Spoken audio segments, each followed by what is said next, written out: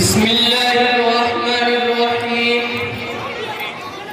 نحمده ونصلي على رسوله الكريم أما بعد فأعوذ بالله من الشيطان الرجيم بسم الله الرحمن الرحيم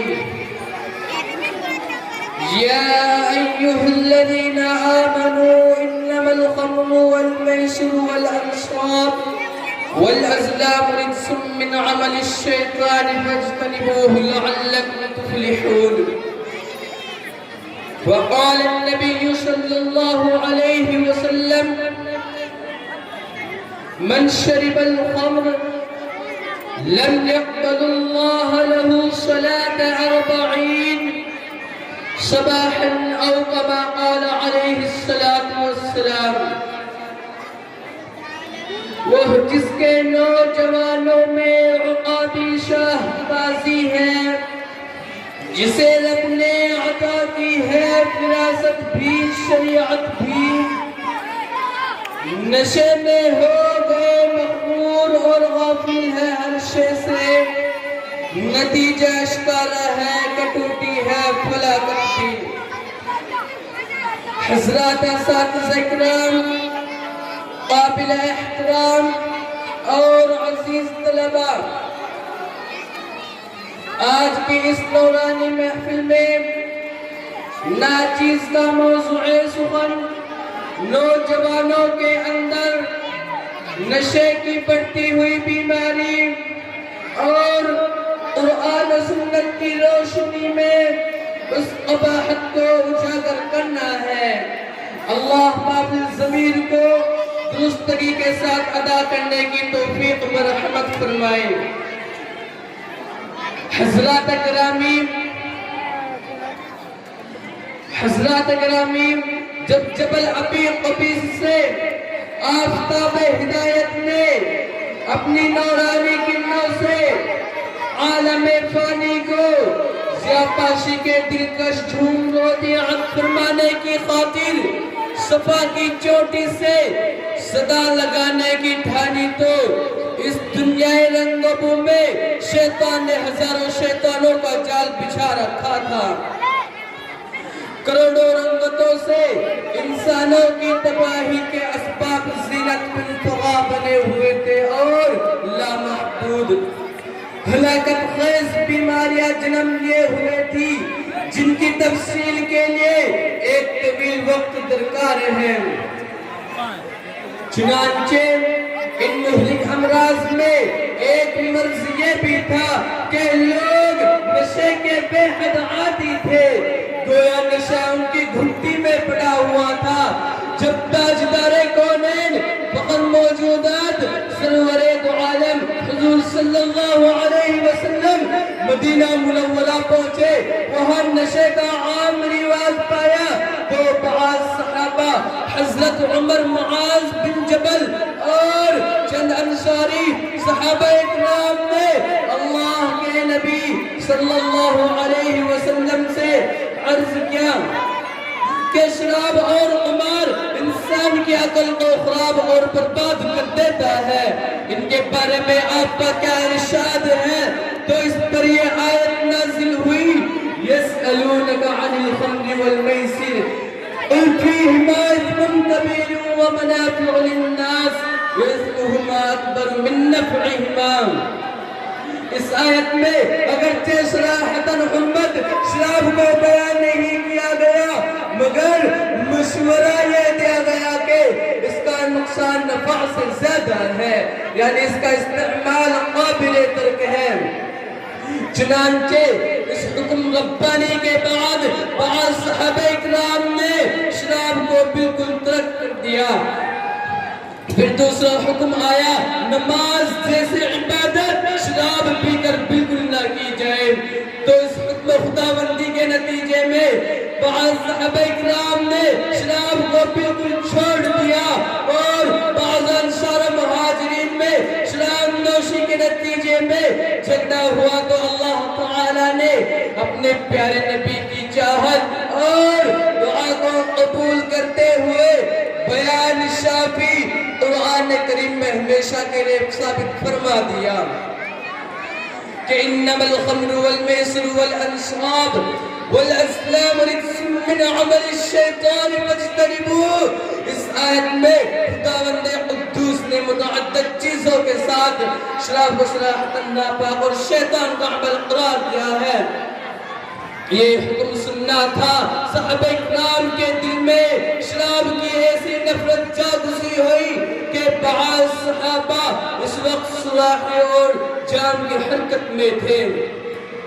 کوئی ساغر منہ سے لگائے ہوئے تھا، کوئی پینے میں خانہ بنے ہوئے تھا۔ جب یہ آیت ان کے کانوں تک پہنچی تو شراب کو ہاتھوں سے پھینک دیا، برتنوں کو توڑ دیا، سراحی اور جام کے دشمن بن گئے۔ مدینہ کی گلیوں اور کوچوں میں یہ حال تھا کہ شراب بارش کے پانی کی طرح بہہ رہی تھی۔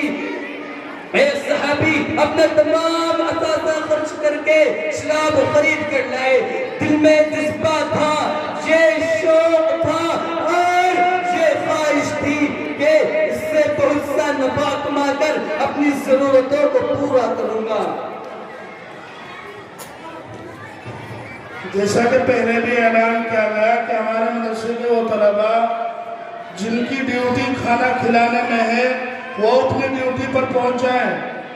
ہمارے مدرسے کے وہ طلبہ جن کی ڈیوٹی کھانا کھلانے میں ہے وہ اپنی ڈیوٹی پر جلد از جلد پہنچ جائیں۔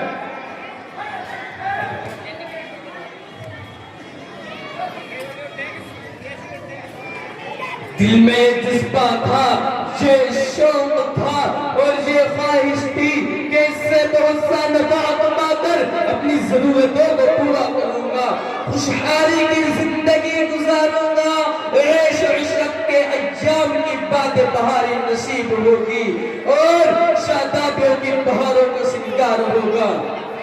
مگر جب مدینہ کے قریب وہ صحابی آتے ہیں، ان کے کانوں میں یہ صدائے بازگشت پہنچ جاتی ہے کہ شراب کے سلسلے میں کلام خداوند نازل ہو چکا، جبریل امین پیغام لا چکے، تو شراب قیامت تک آنے والی نسلوں کے لیے حرام ہو چکی ہے۔